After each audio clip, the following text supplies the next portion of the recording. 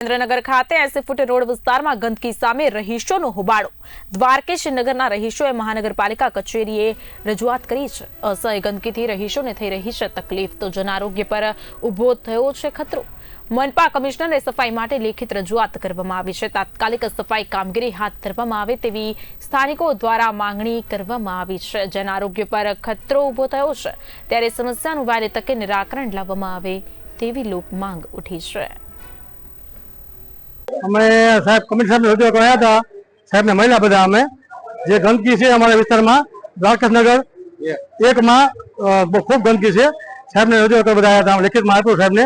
સાહેબ બધાને તકલીફ છે, રોગચાળો ફાટી નીકળે એવું છે, વરસાદી પાણી ભરાય છે અને ખૂબ ગંદકી, છાણ ઢગલા અને કચરો બધા નાખ્યા છે પ્લોટમાં। આ રીતે સાહેબે કીધું કે હું તપાસ કરાવું છું અને હું નિકાલ માટે હું પ્રયત્ન કરું છું। આવું સાહેબે બધાને કીધું અમને, સાંભળે સાહેબે બરાબર। સાહેબે કીધું કે હું આ બધું આગળની કાર્યવાહી કરું છું, ચિંતા ન કરશો।